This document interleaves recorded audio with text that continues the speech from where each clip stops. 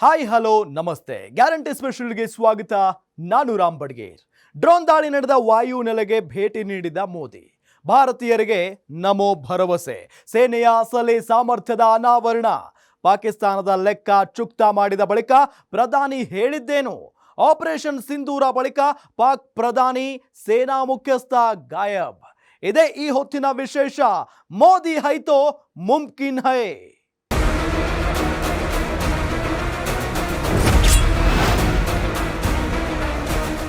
ಪಹಲ್ಗಾಮ್ ಉಗ್ರರ ದಾಳಿಗೆ ಪ್ರತಿಯಾಗಿ ಭಾರತ ಆಪರೇಷನ್ ಸಿಂಧೂರ ಸೇನಾ ಕಾರ್ಯಾಚರಣೆ ನಡೆಸಿತ್ತು. ಈ ಆಪರೇಷನ್ ನಲ್ಲಿ ಪಾಕಿಸ್ತಾನದ ಒಳಗೆ ನುಗ್ಗಿ ಉಗ್ರರ ನೆಲೆಗಳನ್ನು ಧ್ವಂಸ ಮಾಡಿತ್ತು. ಇದಕ್ಕೆ ಪ್ರತಿಯಾಗಿ ಪಾಕಿಸ್ತಾನ ಕೂಡ ಭಾರತದ ಮೇಲೆ ಡ್ರೋನ್ಗಳು, ಕ್ಷಿಪಣಿಗಳ ಮೇಲೆ ದಾಳಿಗೆ ಯತ್ನಿಸಿತ್ತು. ಇಷ್ಟಾದರೂ ಪಾಕಿಸ್ತಾನ ಜಗತ್ತಿಗೆ ಸುಳ್ಳು ಹೇಳಿತ್ತು. ಪಾಕಿಸ್ತಾನದ ಈ ಹಸಿ ಸುಳ್ಳುಗಳನ್ನು ಮೋದಿ ಜಗತ್ತಿನ ಎದುರು ತೆರೆದಿಟ್ಟಿದ್ದಾರೆ. फजाई और हवाई अड्डों में एयरफोर्स और aviation bases Suratgarh, Sirsa, Bhuj, Naliya, Adampur, Bhatinda, Barnala S-400 air defence system को पाक फजाइया ने भुज और आदमपुर में निशाना बनाया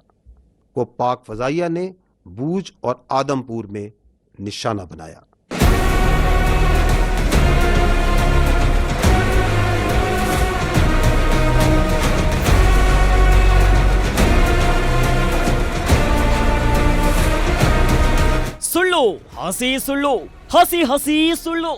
ಸತ್ಯದ ತಲೆ ಮೇಲೆ ಹೊಡೆದಂತೆ ಹಸಿ ಸುಳ್ಳುಗಳನ್ನ ಪಾಕಿಸ್ತಾನ ಸೇನೆಯ ವಕ್ತಾರ ಹೇಳಿದ್ದ. ಇದನ್ನೇ ನಂಬಿದ ಪಾಕಿಸ್ತಾನ ಮಾಧ್ಯಮಗಳು ಭಾರತಕ್ಕೆ ನುಗ್ಗಿ ಹೊಡೆದಿದ್ದೇವೆ ಅನ್ನೋ ರೀತಿ ಅಲ್ಲಿನ ಜನರನ್ನ ಮಂಗ ಮಾಡಿದ್ವು. ಭಾರತದ ರಕ್ಷಣೆಗೆ ನಿಯೋಜಿತವಾಗಿದ್ದ S-400 ಸುದರ್ಶನ ಚಕ್ರವನ್ನ ಛಿದ್ರ ಮಾಡಿದ್ದೇವೆ. ಆಡಂಪುರದ ರನ್ವೇ ಧ್ವಂಸ ಮಾಡಲಾಗಿದೆ. ಅದನ್ನ ಮರು ನಿರ್ಮಾಣ ಮಾಡೋಕೆ ಭಾರತಕ್ಕೆ ಹಲವಾರು ವರ್ಷಗಳು ಬೇಕು ಅಂತ ಪಾಕ್ ಸೇನಾ ವಕ್ತಾರ ಹೇಳಿದ್ದ. ಇದನ್ನೇ ಅಸ್ತ್ರ ಮಾಡಿಕೊಂಡ ಪಾಕಿಸ್ತಾನ ಮಾಧ್ಯಮಗಳು ಸತ್ಯದ ತಲೆ ಮೇಲೆ ಹೊಡೆದಂತೆ ಸುಳ್ಳು ಹೇಳಿ ಪಾಕಿಸ್ತಾನದ ಸೇನೆ ತುಂಬಾ ಗ್ರೇಟ್ ಅನ್ನೋ ರೀತಿ ಪೋಸು ಕೊಟ್ಟಿದ್ವು. ಆದ್ರೆ ಪಾಕಿಸ್ತಾನಕ್ಕೆ 6 ದಿನಗಳಲ್ಲಿ Bharat reality check ಮಾಡಿಸಿದೆ.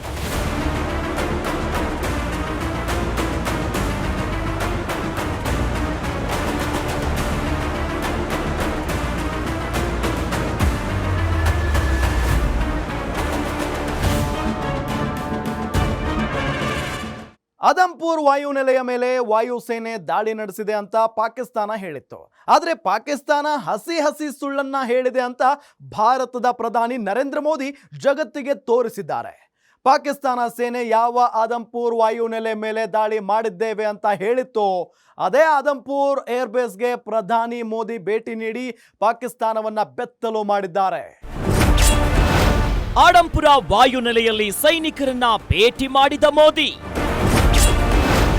S-400 Sudarshan ಚಕ್ರದ ಎದುರು ನಮೋ ಭರ್ಜರಿ ಭಾಷಣ.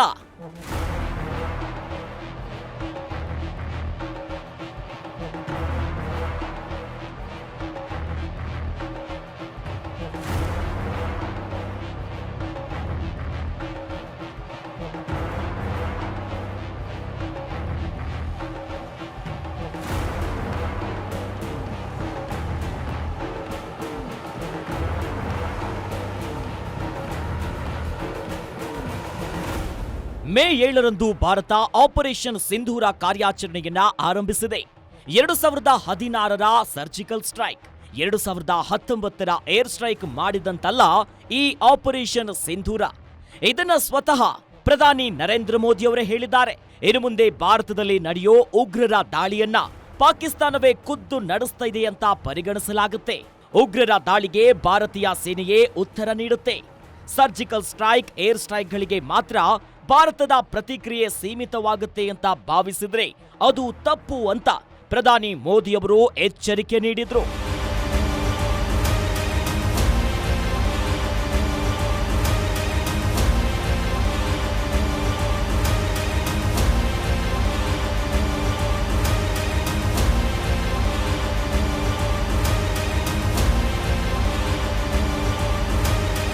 ಆಪರೇಷನ್ ಸಿಂಧೂರ ನಡೆದ ಬಳಿಕ ಸೋಮವಾರ ಅಂದ್ರೆ ಮೇ 12ರಂದು ಮೋದಿ ಮೊದಲ ಬಾರಿಗೆ ದೇಶವನ್ನ ಉದ್ದೇಶಿಸಿ ಮಾತನಾಡಿದ್ರು.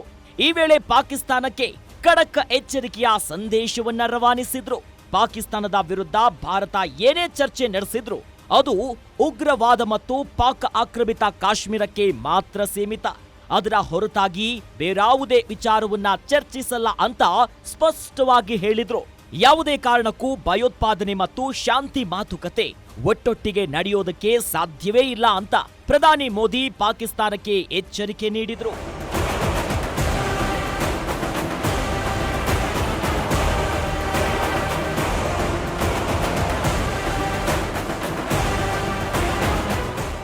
और इस बार ऑपरेशन सिंदूर ने नया आयाम जोड़ा है। हमने रेगिस्तानों और पहाड़ों में अपनी क्षमता का शानदार प्रदर्शन किया और साथ ही न्यू एज वॉरफेयर में भी अपनी श्रेष्ठता सिद्ध की।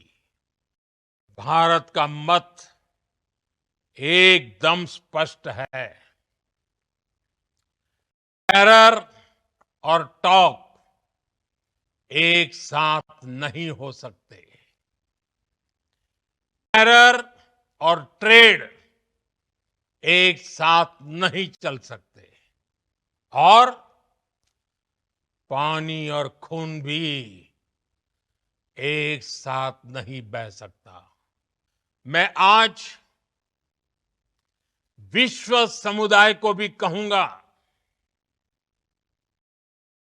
हमारी घोषित नीति रही है,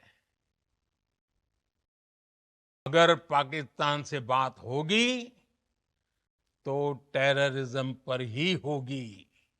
ಸೋಮವಾರ ಈ ರೀತಿಯ ಭಾಷಣ ಮಾಡಿದ್ದ ಪ್ರಧಾನಿ ನರೇಂದ್ರ ಮೋದಿ ಮಂಗಳವಾರ ಆದಂಪುರದ ವಾಯು ನೆಲೆಗೆ ಭೇಟಿ ನೀಡಿದ್ರು.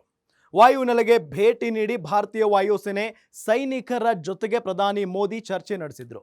ಇದಾದ ಬಳಿಕ ಆದಂಪುರ್ ವಾಯು ನೆಲೆಯಲ್ಲಿದ್ದ ಸುದರ್ಶನ್ ಚಕ್ರದ ಎದುರು ಸೈನಿಕರನ್ನ ಉದ್ದೇಶಿಸಿ ಭಾಷಣ ಮಾಡಿದ್ರು. ಈ ವೇಳೆ ಆಪರೇಷನ್ ಸಿಂಧೂರ ತಾತ್ಕಾಲಿಕವಾಗಿ ಸ್ಥಗಿತವಾಗಿದೆ ಅಂತ ಹೇಳಿದ್ರು.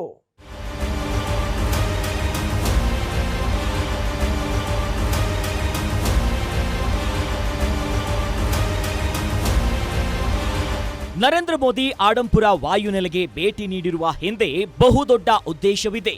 ಭಾರತದ ರಕ್ಷಣಾ ವ್ಯವಸ್ಥೆಯನ್ನ ಧ್ವಂಸ ಮಾಡಿದ್ದೇವೆ ಅಂತ ಹೇಳಿಕೊಂಡು ಪಾಕಿಸ್ತಾನ ಸೇನೆ ಎದೆ ತಟ್ಟಿಕೊಂಡಿತ್ತು. ಏನೇ ಮಾಡಿದ್ರೂ ಪಾಕಿಸ್ತಾನ ಭಾರತವನ್ನ ಟಚ್ ಮಾಡೋಕ್ಕಾಗಲ್ಲ. ಹಾಗೊಂದು ವೇಳೆ ಪ್ರಯತ್ನ ಮಾಡಿದ್ರೆ ಅದನ್ನ ಹೇಗೆ ತಡೆಯಬೇಕು ಅನ್ನೋದು ಭಾರತಕ್ಕೆ ಗೊತ್ತಿದೆ ಅನ್ನೋದನ್ನ ಜಗತ್ತಿಗೆ ತೋರಿಸಲು ಮೋದಿ ಆಡಂಪುರ ವಾಯುನೆಲೆಗೆ ಭೇಟಿ ನೀಡಿದ್ರು. ಪಾಕಿಸ್ತಾನ ಹೇಳಿದ್ದ ಹಸಿ ಹಸಿ ಸುಳ್ಳುಗಳನ್ನ ಜಗತ್ತಿನ ಎದುರು ಬಯಲು ಮಾಡಲು ಮೋದಿ ಭೇಟಿಯಿಂದ ಸಾಧ್ಯವಾಗಿದೆ. ಅದರಲ್ಲೂ ರಷ್ಯಾ ನಿರ್ಮಿತ S-400 ಹೊಡೆದು ಉರುಳಿಸಿದ್ದೇವೆ ಅಂತ ಹೇಳಿಕೊಂಡಿದ್ದ ಪಾಕಿಸ್ತಾನ ಬರೀ ಸುಳ್ಳು ಹೇಳುತ್ತೆ ಅನ್ನೋದನ್ನ ಜಗತ್ತಿಗೆ ತೋರಿಸಿಕೊಟ್ಟಿದ್ದಾರೆ. ಪೆಹಲ್ಗಾಮ್ ದಾಳಿ ಬಳಿಕ ಕಂಗಾಲಾಗಿದ್ದ ಜನರಿಗೆ ಧೈರ್ಯ, ಉಗ್ರರನ್ನ ಮಟ್ಟ ಹಾಕುವ ಸಾಮರ್ಥ್ಯವಿದೆ ಎಂದು ಭರವಸೆ.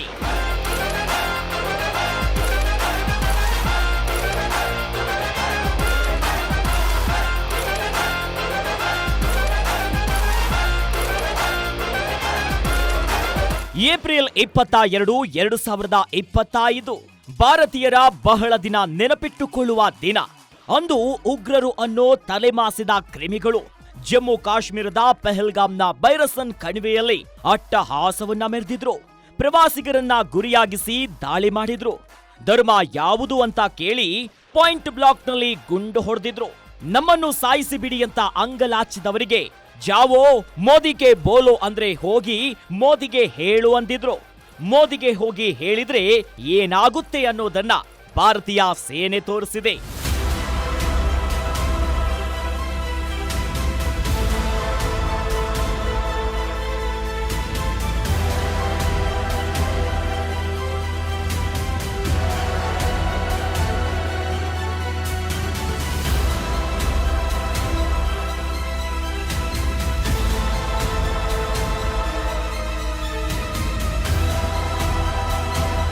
ಮೋದಿಯ ಒಂದೇ ಒಂದು ಆದೇಶದಿಂದ ಪಾಕಿಸ್ತಾನ ಪಿಒಕೆಯಲ್ಲಿ 9 ನಗರಗಳ 21 ಉಗ್ರರ ನೆಲೆಗಳು ಉಡೀಸಾಗಿವೆ. ಪೆಹಲ್ಗಾಮ್ ದಾಳಿ ಬಳಿಕ ಇಡೀ ದೇಶದ ಜನ ಕಂಗಾಲಾಗಿದ್ರು. ಅಂತ ಜನರಿಗೆ ಧೈರ್ಯ ತುಂಬೋ ಕೆಲಸವನ್ನ ಮೋದಿ ಮಾಡಿದ್ದಾರೆ. ದೇಶ ಸಂಕಷ್ಟದ ಸಮಯದಲ್ಲಿದ್ದಾಗ ನಮಗೆ ಉಗ್ರರನ್ನ ಮಟ್ಟ ಹಾಕುವ ಸಾಮರ್ಥ್ಯ ಇದೆ ಅಂತ ತೋರಿಸಿಕೊಡೋ ಮೂಲಕ ಜನರಿಗೆ ಬಹುದೊಡ್ಡ ಭರವಸೆಯನ್ನ ನೀಡಿದ್ದಾರೆ. ಮೋದಿ ಹೇ ತೋ ಮುಮ್ಕಿನ್ ಹೇ ಬರೀ ಸ್ಲೋಗನ್ ಅಲ್ಲ ಅನ್ನೋದನ್ನ ಕೃತಿಯ ಮೂಲಕ ತೋರಿಸಿ ಭಾರತೀಯರು ಇಟ್ಟಿದ್ದ ನಿರೀಕ್ಷೆಯನ್ನ ಈಡೇರಿಸಿದ್ದಾರೆ.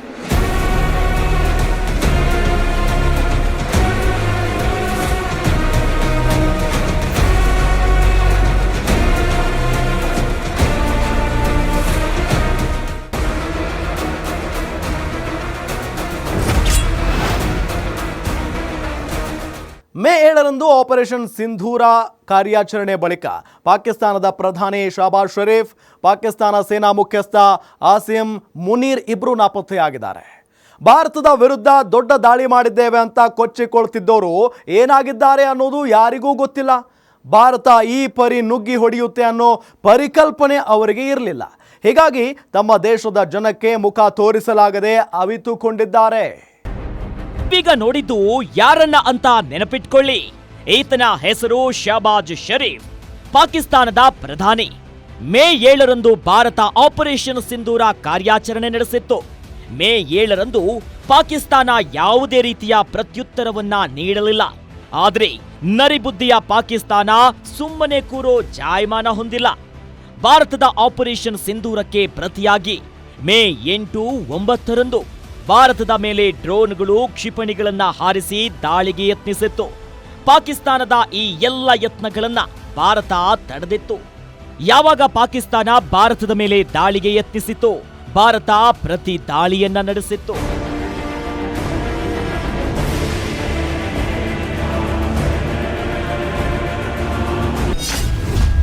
ಮೇ 10ರಂದು ಪಾಕಿಸ್ತಾನದ ವಾಯುನೆಲೆಗಳು ಧ್ವಂಸ. ದಿಢೀರಂತ ಕದನ ವಿರಾಮ ಘೋಷಿಸಿದ ಪಾಕ್. ಮೇ 8 ಮತ್ತು 9ರಂದು ಭಾರತದ ಗಡಿ ರಾಜ್ಯಗಳಾದ ಜಮ್ಮು ಕಾಶ್ಮೀರ, ಪಂಜಾಬ್, ರಾಜಸ್ಥಾನ್, ಹರಿಯಾಣ, ಗುಜರಾತ್ನ ವಿವಿಧ ನಗರಗಳ ಮೇಲೆ ಪಾಕಿಸ್ತಾನ ದಾಳಿ ಮಾಡಿತ್ತು. ವಿವಿಧ ನಗರಗಳ ಮೇಲೆ ಡ್ರೋನ್ಗಳು ಮತ್ತು ಕ್ಷಿಪಣಿಗಳನ್ನ ಬಳಸಿ ದಾಳಿಗೆ ಯತ್ನಿಸಿತ್ತು. ಭಾರತ ಈ ಎಲ್ಲ ಪ್ರಯತ್ನಗಳನ್ನ ವಿಫಲಗೊಳಿಸಿತ್ತು. ಮೇ 7ರಂದು ಪಾಕಿಸ್ತಾನಕ್ಕೆ ನುಗ್ಗಿ ಹೊಡೆದಿದ್ರೂ ಪಾಕಿಸ್ತಾನ ಬುದ್ಧಿ ಕಲ್ತಿಲ್ಲ. ಈ ವಿಚಾರ ಭಾರತಕ್ಕೆ ಗೊತ್ತಾಯ್ತು. ಪಾಕಿಸ್ತಾನಕ್ಕೆ ಸರಿಯಾಗಿ ಬುದ್ಧಿ ಕಲಿಸಲೇಬೇಕು ಅಂತ ತೀರ್ಮಾನಿಸಿದ ಭಾರತ ಮೇ 10ರಂದು ಪಾಕಿಸ್ತಾನಕ್ಕೆ ಮತ್ತೆ ನುಗ್ಗಿ ಹೊಡೆದಿತ್ತು. ಮೇ 10ರಂದು ಬೆಳಗಿನ ಜಾವ ಪಾಕಿಸ್ತಾನದ ನೂರ್ ಖಾನ್, ಸುಕ್ಕೂರ್, ಸಿಯಾಲ್ಕೋಟ್, ಮುರಿದ್ ಚಕಾಲಾ, ರಹೀಂ ಯಾರ್ ಖಾನ್, ರಫೀಕಿ, ಚುನೈನ್, ಪಸ್ರೂರ್ ವಾಯುನೆಲೆಗಳ ಮೇಲೆ ಭಾರತ ಡ್ರೋನ್, ಕ್ಷಿಪಣಿ ದಾಳಿಗಳನ್ನು ನಡೆಸಿತ್ತು. ಭಾರತ ನಡೆಸಿದ ದಾಳಿಗಳಿಂದ ಪಾಕಿಸ್ತಾನ ಕಂಗಾಲಾಗಿ ಹೋಗಿತ್ತು. ಯಾಕಾದ್ರೂ ಭಾರತವನ್ನ ಕೆಣಕಿದ್ವೋ ಅನ್ನೋ ಪರಿಸ್ಥಿತಿ ಪಾಕಿಸ್ತಾನದಲ್ಲಿ ನಿರ್ಮಾಣವಾಗಿತ್ತು. ಭಾರತ ಯಾವಾಗ, ಎಲ್ಲಿ, ಹೇಗೆ ದಾಳಿ ಮಾಡುತ್ತೋ ಅನ್ನೋ ಆತಂಕ ಅಕ್ಷರಶಃ ಪಾಕಿಸ್ತಾನದಲ್ಲಿ ನಿರ್ಮಾಣವಾಗಿತ್ತು. ಆಗ ವಿಶ್ವದ ದೊಡ್ಡಣ್ಣ ಅಮೆರಿಕಕ್ಕೆ ದುಂಬಾಲು ಬಿದ್ದ ಪಾಕಿಸ್ತಾನ ಸಡನ್ ಆಗಿ ಕದನ ವಿರಾಮ ಘೋಷಣೆ ಮಾಡಿತ್ತು. ಇದಾದ ಬಳಿಕ ಪಾಕ್ ಪ್ರಧಾನಿಯಾಗಲಿ, ಪಾಕ್ ಸೇನಾ ಮುಖ್ಯಸ್ಥನಾಗಲಿ ಹೊರಗೆಲ್ಲೂ ಕಾಣಿಸಿಕೊಂಡಿಲ್ಲ. ಆದ ಕೆಲವೇ ನಿಮಿಷಗಳಲ್ಲಿ ಪಾಕ್ ಕದನ ವಿರಾಮ ಉಲ್ಲಂಘಿಸಿತ್ತು. ಬಳಿಕ ಪಾಕ್ ಪ್ರಧಾನಿ ಶಹಬಾಜ್ ಶರೀಫ್ ಒಂದು ಭಾಷಣ ಮಾಡಿದ್ರು. ಅದಾದ ಬಳಿಕ ಅವರು ನಾಪತ್ತೆಯಾಗಿದ್ದಾರೆ. ಮೇ 10ರಂದು ರಾತ್ರಿ 10 ಗಂಟೆಯ ಸುಮಾರಿಗೆ ಪಾಕಿಸ್ತಾನದ ಮಾಧ್ಯಮಗಳಲ್ಲಿ ಅದೊಂದು ಸುದ್ದಿ ಜೋರು ಸದ್ದು ಮಾಡ್ತಿತ್ತು. ಪಾಕಿಸ್ತಾನದ ಸ್ಥಳೀಯ ಸಮಯ 11:05 ಶಹಬಾಜ್ ಶರೀಫ್ ದೇಶವನ್ನ ಉದ್ದೇಶಿಸಿ ಭಾಷಣ ಮಾಡ್ತಾರೆ ಅಂತ ದೊಡ್ಡ ದೊಡ್ಡ ಅಕ್ಷರಗಳಲ್ಲಿ ಪ್ರಚಾರ ಮಾಡಿದ್ವು. ಈ ಸುದ್ದಿ ಹೊರಬರ್ತಿದ್ದಂತೆ ಎಲ್ಲರೂ ಪಾಕಿಸ್ತಾನದ ಪ್ರಧಾನಿ ನೇರ ಪ್ರಸಾರದಲ್ಲಿ ಭಾಷಣ ಮಾಡ್ತಾರೆ ಅಂದುಕೊಂಡಿದ್ರು. ಆದ್ರೆ ಆಗಿದ್ದೇ ಬೇರೆ. ಅಲ್ಲಿನ ಸಮಯ 11:05 ಶರೀಫ್ ಭಾಷಣ ಪ್ರಸಾರ ಆಯಿತು. ಆದ್ರೆ ಅದು ಲೈವ್ ಆಗಿರಲಿಲ್ಲ, ಬದಲಿಗೆ ರೆಕಾರ್ಡೆಡ್ ಭಾಷಣ ಆಗಿತ್ತು. ಅರ್ಧ ಗಂಟೆಯ ಭಾಷಣದಲ್ಲಿ 15 ಬಾರಿ ವಿಡಿಯೋ ಎಡಿಟ್ ಮಾಡಿದ್ರು. ಶಹಬಾಜ್ ಶರೀಫ್ ಮಾಡಿದ ಆ ಭಾಷಣ ಯಾರೋ ಒತ್ತಾಯ ಮಾಡಿ ಹೆದರಿಸಿ ಬೆದರಿಸಿ ಮಾಡಿಸಿದಂತಿತ್ತು. ಭಾರತೀಯ ಸೇನೆ ದಾಳಿಗೆ ಕಂಗಾಲಾದ ಆಸಿಂ ಮುನೀರ್. ಪ್ರಾಣ ಭಯದಿಂದ ಬೆಲ ಸೇರಿದ್ನ ಪಾಕ್ ಸೇನಾ ಮುಖ್ಯಸ್ಥ. ಪೆಹಲ್ಗಾಮ್ ದಾಳಿಗೆ ಪ್ರತಿಯಾಗಿ ಭಾರತ ದಾಳಿ ನಡೆಸುತ್ತೆ ಅಂತ ಪಾಕಿಸ್ತಾನ ನಿರೀಕ್ಷೆ ಮಾಡಿತ್ತು. 2016ರಲ್ಲಿ ಮಾಡಿದ ಸರ್ಜಿಕಲ್ ಸ್ಟ್ರೈಕ್, 2019ರಲ್ಲಿ ನಡೆದ ಏರ್ ಸ್ಟ್ರೈಕ್ನಂತೆ ಭಾರತ ಎಲ್ಲೋ ಒಂದು ಕಡೆ ದಾಳಿ ಮಾಡಬಹುದು ಅಂತ ಪಾಕಿಸ್ತಾನ ನಿರೀಕ್ಷಿಸಿತ್ತು. ಆದ್ರೆ ಒಂದೇ ದಿನ 9 ನಗರಗಳ 21 ಉಗ್ರರ ನೆಲೆಗಳನ್ನ ಉಡೀಸು ಮಾಡುತ್ತೆ ಅಂತ ಅದು ಕನಸು ಮನಸ್ಸಿನಲ್ಲೂ ಕೂಡ ನಿರೀಕ್ಷೆ ಮಾಡಿರಲಿಲ್ಲ. ಅಲ್ಲದೆ ಮೇ 8, 9ರಂದು ಪಾಕಿಸ್ತಾನ ಕದನ ವಿರಾಮ ಉಲ್ಲಂಘಿಸಿದ ಬಳಿಕ ಭಾರತ ಅದಕ್ಕೆ ಪ್ರತ್ಯುತ್ತರವನ್ನ ನೀಡಿತ್ತು. ಮೇ 10 ಪಾಕಿಸ್ತಾನದ 11ಕ್ಕೂ ಹೆಚ್ಚು ವಾಯು ನೆಲೆಗಳ ಮೇಲೆ ಭಾರತ ಕ್ಷಿಪಣಿಗಳನ್ನ ಉಡಾಯಿಸಿತ್ತು. ಭಾರತ ಅತ್ಯಂತ ನಿಖರವಾಗಿ ಪಾಕ್ ವಾಯು ನೆಲೆಗಳ ಮೇಲೆ ದಾಳಿ ಮಾಡಿತ್ತು. ಈ ದಾಳಿಗಳಲ್ಲಿ 40ರಿಂದ 50 ಪಾಕ್ ಸೇನಾ ಅಧಿಕಾರಿಗಳು ಜೀವ ಬಿಟ್ಟಿದ್ದಾರೆ ಅಂತ ಹೇಳಲಾಗ್ತಿದೆ.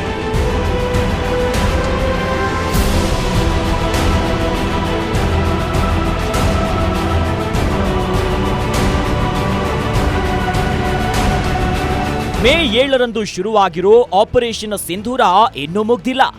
ಮೇ 7ರಂದು ಉಗ್ರರ ನೆಲೆಗಳನ್ನ ಧೂಳಿಪಟ ಮಾಡಿದ್ದ ಭಾರತ ಉಗ್ರರಿಗೆ ನೆರವು ನೀಡುತ್ತಿದ್ದ ಪಾಕ್ ಸೇನೆಯ ವಾಯು ನೆಲೆಗಳ ಮೇಲೆ ಅಟ್ಯಾಕ್ ಮಾಡಿತ್ತು.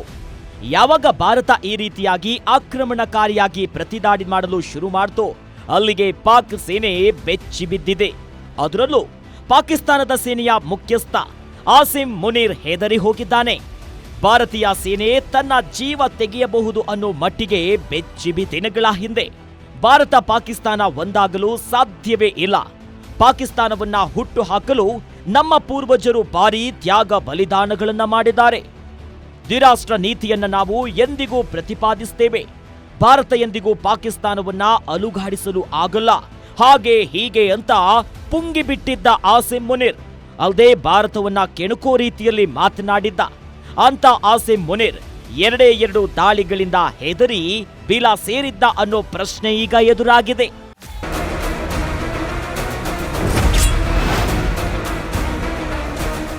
ಒಂದೆಡೆ ಭಾರತೀಯ ಸೇನೆ ಪಾಕಿಸ್ತಾನಕ್ಕೆ ನುಗ್ಗಿ ಹೊಡಿತಾ ಇದೆ, ಮತ್ತೊಂದು ಕಡೆ ಉಗ್ರರು ಅನ್ನೋ ಕ್ರಿಮಿಗಳು ಗಡಿ ದಾಟ ಬರದಂತೆ ಕಟ್ಟೆಚ್ಚರ ವಹಿಸಿವೆ. ಇದರ ನಡುವೆ ಪಾಕ್ ವಾಯು ನೆಲೆಗಳ ಮೇಲೆ ದಾಳಿ ಮಾಡಿ ಪಾಕ್ ಸೇನೆಗೆ ಎಚ್ಚರಿಕೆ ರವಾನಿಸಿದೆ. ಇಂಥ ಸಂದರ್ಭದಲ್ಲಿ ಭಾರತದ ಜನರಿಗೆ ಸೇನೆ ಮತ್ತೊಂದು ಗುಡ್ ನ್ಯೂಸ್ ಕೊಟ್ಟಿದೆ. ಜಮ್ಮು ಕಾಶ್ಮೀರದ ಕೆಲ್ಲರ್ನಲ್ಲಿ ನಡೆದಿರೋ ಎನ್ಕೌಂಟರ್ನಲ್ಲಿ 3 ಉಗ್ರರನ್ನ ಸೈತಾನರ ಸ್ವರ್ಗಕ್ಕೆ ರವಾನಿಸಲಾಗಿದೆ. ಜಮ್ಮು ಕಾಶ್ಮೀರದಲ್ಲಿ operation Keller big success. Pahalgam ದಾಳಿ ಮಾಸ್ಟರ್ ಮೈಂಡ್ ಶಾಹಿದ್ ಕುತಾಯ್ ಹತ್ಯೆ.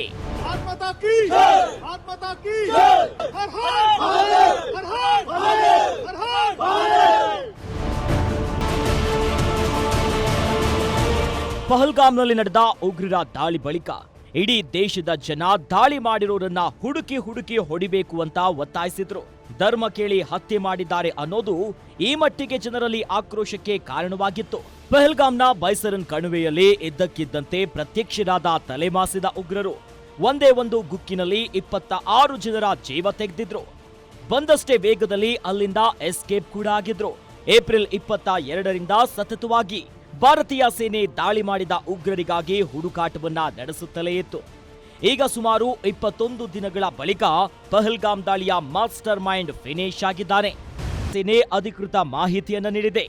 ಜಮ್ಮು ಕಾಶ್ಮೀರದ ಸೋಫಿಯಾನ್ ಜಿಲ್ಲೆಯ ಶುಕಲ್ ಕೆಲ್ಲರ್ನಲ್ಲಿ ಉಗ್ರರು ಅಡಗಿದ್ದಾರೆ ಅನ್ನೋ ಮಾಹಿತಿ ಸೇನೆಗೆ ಸಿಕ್ಕಿತ್ತು. ಖಚಿತ ಮಾಹಿತಿ ಆಧರಿಸಿ ರಾಷ್ಟ್ರೀಯ ರೈಫಲ್ ಸೈನಿಕರು ಉಗ್ರರ ವಿರುದ್ಧ ಕಾರ್ಯಾಚರಣೆಯನ್ನ ಆರಂಭಿಸಿದ್ರು. ಇದಕ್ಕೆ ಪ್ರತಿಯಾಗಿ ಉಗ್ರರು ಪ್ರತಿದಾಳಿಯನ್ನ ನಡೆಸಿದ್ದಾರೆ. ರಾಷ್ಟ್ರೀಯ ರೈಫಲ್ ಸೈನಿಕರು ನಡೆಸಿರೋ ಎನ್ಕೌಂಟರ್ನಲ್ಲಿ ಪಹಲ್ಗಾಮ್ ದಾಳಿಯ ಮಾಸ್ಟರ್ ಮೈಂಡ್ ಮತ್ತು ಲಷ್ಕರ್ ಎ ತೊಯ್ಬಾ ಅಂಗ ಸಂಘಟನೆಯಾದ ದಿ ರೆಸಿಸ್ಟೆನ್ಸ್ ಫೋರ್ಸ್ ಮುಖ್ಯಸ್ಥ ಶಾಹಿದ್ ಕುತ್ತೆಯನ್ನ ಹತ್ಯೆ ಮಾಡಲಾಗಿದೆ. ಪಹಲ್ಗಾಮ್ ದಾಳಿಯಲ್ಲಿ ಪ್ರಾಣ ಕಳೆದುಕೊಂಡ ಕುಟುಂಬಸ್ಥರಿಗೆ ಈ ಸುದ್ದಿ ಸ್ವಲ್ಪ ನಿರಾಳ ಮೂಡಿಸಿದೆ.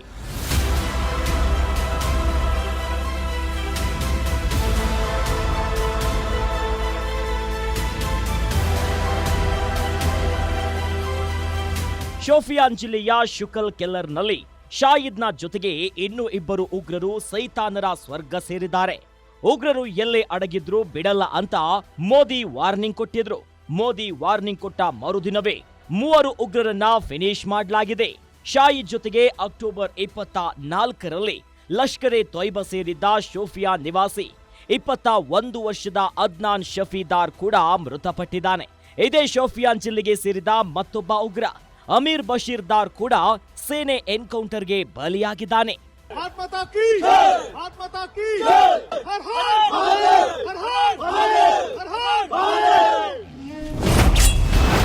ಭಾರತದ ಶಸ್ತ್ರಾಸ್ತ್ರ ರಫ್ತಿನಲ್ಲಿ ಕಂಡು ಬಂದಿದೆ ಭಾರಿ ಹೆಚ್ಚಳ. ಕಳೆದೊಂದು ದಶಕದಲ್ಲಿ 34 ಪಟ್ಟು ಹೆಚ್ಚಿದ ರಕ್ಷಣಾ ರಫ್ತು. 14ರಲ್ಲಿ 686 ಕೋಟಿ ರೂಪಾಯಿಯಷ್ಟು ಶಸ್ತ್ರಾಸ್ತ್ರಗಳನ್ನ ಭಾರತ ರಫ್ತು ಮಾಡಿತು.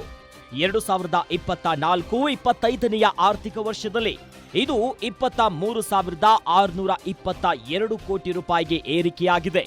ಈ ಮೂಲಕ ಕಳೆದೊಂದು ದಶಕದಲ್ಲಿ ಭಾರತದ ರಕ್ಷಣಾ ರಫ್ತಿನ ಪ್ರಮಾಣ 34 ಪಟ್ಟು ಹೆಚ್ಚಳ. ಪಹಲ್ಗಾಮ್ ದಾಳಿಗೆ ಪ್ರತೀಕಾರ ಯಾವಾಗ ಅಂತ ಜನ ಮೋದಿ ಸರ್ಕಾರಕ್ಕೆ ಪ್ರಶ್ನೆ ಕೇಳಿದ್ರು. ಅದಕ್ಕೆ ಉತ್ತರ ನೀಡಿದ್ದ ಸರ್ಕಾರ, ಸೇನೆಗೆ ಸ್ವಾತಂತ್ರ್ಯ ನೀಡಲಾಗಿದೆ, ಅವರು ಎಲ್ಲಿ, ಹೇಗೆ, ಯಾವಾಗ ಬೇಕಾದರೂ ದಾಳಿ ಮಾಡ್ತಾರೆ, ಆದರೆ ಹೇಗೆ ದಾಳಿ ಮಾಡ್ತಾರೆ ಅನ್ನೋದನ್ನ ಕಾದು ನೋಡಿ ಅಂತ ಹೇಳಲಾಗಿತ್ತು. ಭಾರತೀಯ ಸೇನೆ ತನಗೆ ಸಿಕ್ಕ ಅವಕಾಶವನ್ನ ಸರಿಯಾಗಿಯೇ ಬಳಸಿಕೊಂಡು ಪಾಕಿಸ್ತಾನಕ್ಕೆ ಮರ್ಮಾಘಾತ ನೀಡಿದೆ. ಇದರ ಜೊತೆಗೆ ಸೇನೆ ಪಹಲ್ಗಾಮ್ ದಾಳಿ ಮಾಸ್ಟರ್ ಮೈಂಡ್ನ ಹೊಡೆದುರುಳಿಸಿದೆ. ಇದಾಗಿತ್ತು ಈ ಹೊತ್ತಿನ ವಿಶೇಷ. ನೋಡ್ತಾ ಇರಿ ಗ್ಯಾರಂಟಿ ನ್ಯೂಸ್, ಸುದ್ದಿ ಖಚಿತ, ನ್ಯಾಯ ನಿಶ್ಚಿತ.